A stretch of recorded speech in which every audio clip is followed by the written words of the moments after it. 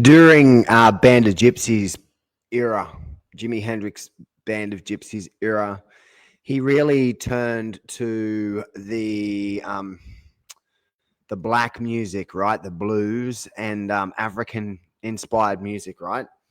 And he went so when he was playing with when he was doing Fire and stuff like that, his earlier stuff with the white guys, right? Was it Noel Redding and those guys, right? He was playing with those dudes. They were playing a white sounding blues, which was in competition with the Beatles and Cream and shit like that. Okay. So Hendrix was like, a lot of Hendrix stuff is really white to the point that like he had to rebel away from it himself. It fucked him up and he rebelled away from it. And then he did Band of Gypsies and he was doing like a lot of black influence stuff. And he went into the black diaspora, right? So with me, with the last set of songs that I wrote with the Seabray stuff, I wrote them with the Cambodian diaspora in mind and Vietnam and stuff. And then, but this latest bunch of songs I've been working on for about 20 years. But this time, what I decided to do was to go African first. Start off African, EDM African, Afrobeat, reggae dub. In the same way, in the same style as my produced and recorded works, right? That people already know about. When it comes to music, the great communicator. Okay. So with me, everybody wants to try to interpret something, right? So most of my partners have not been white in my life. Okay. And like,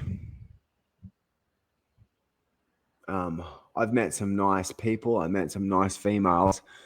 I met a female that I am quite fond of last night, and she was with her auntie and shit like that, and she's definitely not somebody who is white. Okay, dudes, you guys are very crazy about the way that you see stuff in this world. Okay. I think everything's about color. So with me, when I hang around with people that are of different culture and they're cool or whatever, or just have some space and I'm sitting around and looking for something to be inspired of, and I'm in a particular region in the world and I do something, I come up with something cool. That's good for me. It's my business. It's not your business. You should be minding your own fucking business. With me, my art has got nothing to do with race. The way you interpret everything, this is about Erdogan and Turkey and the fact that they hate Jewish people and they hate me because I'm part German Jew. So that's what it is all the time. So 12 Tribes of Israel are not racist. It's not a racist organization. They're the Rastas, okay? And the people that I grew up around, like Tony Fonity and then Harold Garvey and stuff, right? And who was apparently Marcus Garvey's grandson, right? And then who else? Tony, my brothers and stuff. Okay, reggae and everything, right? And like my brothers were into Afro-Cuban stuff back in the day, like early on. So my brother was accused of being a Nazi and stuff because the way that he looks, because he's a short white guy with a whole bunch of tattoos and piercings and shit like that, and he looks really abstract. But he's either gets called a homosexual or he gets called a Nazi, and he's neither. He's a fucking reggae musician, non-racist reggae musician. So with me, what I said before was I'm here to do this thing, which is to help society, okay, in my country. But if you come and attack me and stuff and you do this Antifa stuff with me, there's a switch. What that switch is going to do is it's going to emanate all of this information, everything, boom, okay? And that was back in June. So the plan was to do it, and then it's just been going. The more the yellow lines hit me, the more the blue lines have went out there for months and months and months. So even if they try to stop it, they can't really stop it because it's been flying for so fucking long. Okay.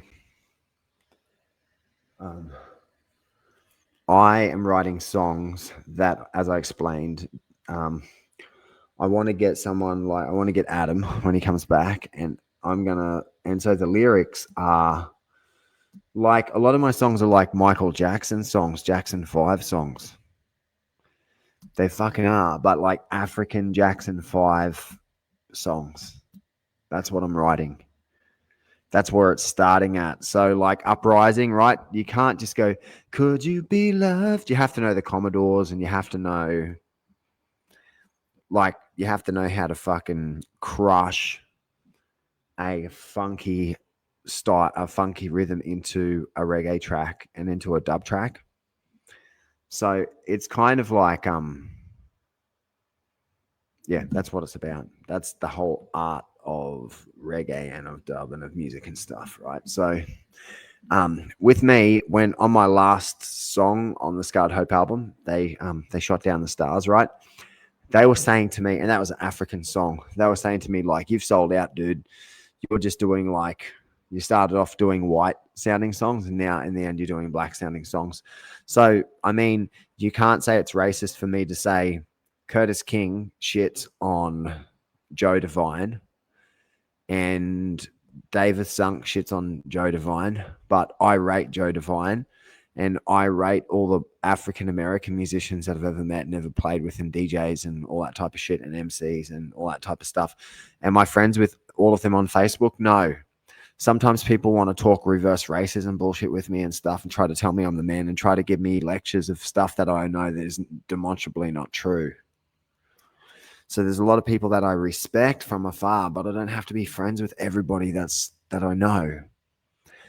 Some of my best friends here are African, Titus, and then we've also got Adam, and then there's Rexy, Michael Dare. Like, some of my best friends in the world are African people, and when it comes to making genuine reggae now, you have to go to Africa. I've been telling my cousin, you have to go moto mixture. You have to jump in a fucking bus and travel across the interior of Africa in a fucking minibus, man. You do. And then come up with music that way. And you can say that it's kind of cliche. I think it is, like Simon and Garfunkel. Like, was it Simon? No, Art Garfunkel that did Graceland and stuff, and he was doing that African type of stuff, which inspired, no doubt, people like the Tooth Fairies and shit, and then Wings and stuff like that.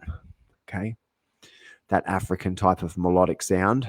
But then, like Joe Strummer and the Mescaleros, and Joe Strummer got right into African music to be able to put the Mescaleros together.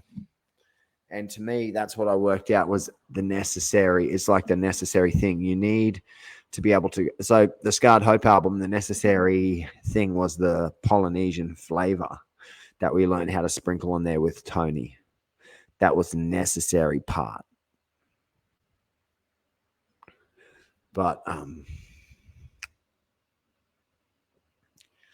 so when it comes to reggae is not. There's components of it that are black, components of it that are white. For example, you don't want a white bass line, and I think the Herbs will tell you some of their earlier stuff sucks shit because they had a white bass player and they didn't have experienced bass player.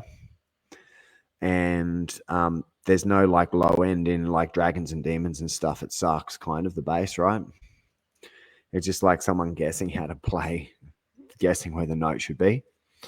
But so reggae can be hit and miss in the production thing, but it's how you throw it all together. So being able to do it how that kid did it today, that's awesome. That's like the modern way how to do it. But then the reverse engineering of that is being able to like lay it down like Studio One type of stuff, or like UB40 or someone like that in the studio, like what I did with Mass and stuff, or something to that level. You do something like that. But that's what I'm going to do myself with my music when my friend gets back. And I've already got the stems and the backing tracks and everything. So it's kind of like Eminem or Snow or Necro, what I'm about to do, but I'm going to be the white rap. I'm going to be the white rap voice in reggae, and then I'm going to have like Adam, and I'm going to get like I'll find some female vocalists somewhere to do it, like to do some background vocals on the stuff, and that's going to be the new record that I produce. So when it talks about racism, and I was talking about like how Exodus was written white first. Bob Marley laid it down really white. It sounded like 69 Skinhead, that type of shit, right? That means like the rough black Jamaican blue beat stuff that the skinheads were playing really loud in the dance halls in 1969. Mods and rockers and shit, skinheads, right? 69. That's what I'm talking about. That's got nothing to do with racist skinheads kicking anybody in the head. I'm talking about the original black and white skinhead wave of 1969, all the blue beat and the ska, right? That influenced that generation of musicians. Right? Do you understand? So, Jamaica and decolonization and Britain are a necessary part of understanding reggae. It's like you don't have a geography, like you don't have like a fucking map. You don't have a sextant. You don't know what the fuck's going on with reggae unless you understand the British Empire. You don't understand Bob Marley unless you understand his connection between both of those worlds, right? So none of you guys have some passing connection, but I have this very deep connection with Vietnam, very deep connection with Cambodia and the people of those countries. Unlike everybody else here in this country, it's very unusual, my connection with those fucking people there, right? I know how they feel, and I know how the sufferers feel more than you do, and I know more sufferers than all of you motherfuckers combined out there, dudes. Doesn't matter how black you are. My experience, man, has been pretty fucking full on, and then all of my friends are just mixed race from the whole fucking continent, right? So whenever I say something, you want to interpret it as racist, but it's not racist. I'm not talking about racism. I'm like into the Back to Africa fucking movement stuff, right? Marcus Messiah Garvey and stuff traditionally. Now I'm like more of a fucking Trump supporter and everything, but when I'm talking about reggae, right? Reggae, it has Rasta in it, the Rasta message, right? Or some type of message. So it's good to write the songs like how the kid wrote, right? But you got to with reggae, right? This is the thing about reggae. It gets to a point where there has to be, like with the herbs and stuff I was talking about, there has to be a conscious element to what you're doing with reggae. So if you're going to be doing conscious music, that's not going to be racist music. I don't like white music. And so I will make my music sound more white in the end, like punk rock and stuff. White, Mash Genie, Green Day, Edge, right, to my reggae in the end. But I'll start off like light, and I'll start off with fob, Kiwi style, because most of my songs I've written now, they're either they've got fob, Kiwi beats and groove and melodies and harmonies and fucking kind of lyrics and stuff, right? Like really conscious kind of fucking, even like Auckland and Brisbane kind of street lyrics, right? That's what I've written. So is it racist for me to write fucking music like Informer, you know, so that it's only down to expand. I lick you boom boom down, Informer, you know, see that it's only down the play. You know that someone stabbed dad, you know the daddy snow stabbed someone down the lane. I lick you boom boom down, Informer. Right, Informer. What I'm talking about. Stuff like that, right? Buju Banton, right? And Dr. Israel and Yellow Man and Lucky Dubé and Lee Scratch Perry and With me, I always got into like the Lee Scratch Perry stuff with the Wailers, the deep shit. That's where I found like a lot of my sound from my style. And I was forming when I was young and everything, but the thing is I already accomplished it. You can judge my music however you fucking want, but I did it. I was the first motherfucker to do it. I was the first one to bring America here and make them really give a fuck and do something that was fucking urgent, that was fucking real to my generation. And like, it's fucking true. And all these fucking people here, it's like you have allowed these people here to turn into fucking terrorists, man. You've created these fucking terror cells here in this country, dudes.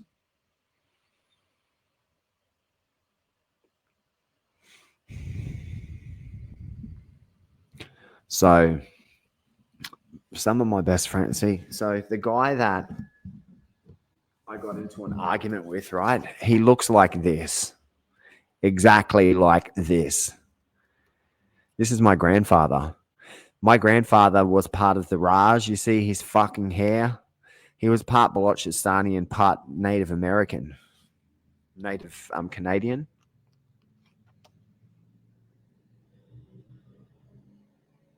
Where is it?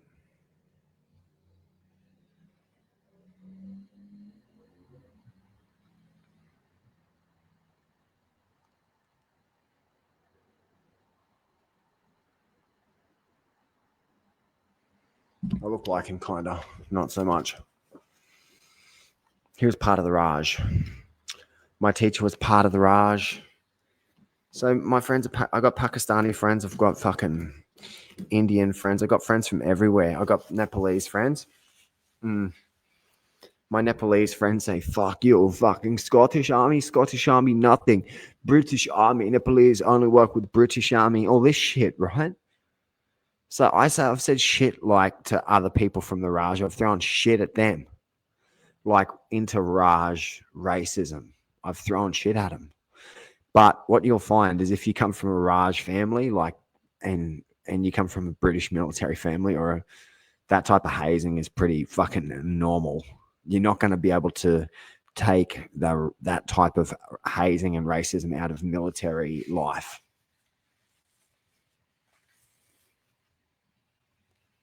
Okay. So with me, I want to work. Okay. I want my systems to be used for good, non-controversial means, non-controversial measures. I want to be able to do reggae like Charlie Crockett, and you motherfuckers trying to investigate me and play games. I'm going to fucking sue you, or you're going to get fucking murdered because of what you're doing. You don't know who you're playing with or what you're fucking playing with, dude. And you've created nuclear, toxic fucking waste all around you by attacking me.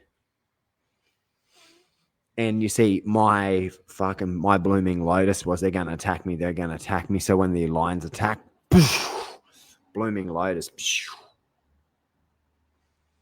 blooming lotus, blooming lotus, blooming lotus, blooming lotus, blooming lotus. Okay. They shut me off. Boom. Vacuum. Vacuum, power vacuum. Okay. People come back. Envelope.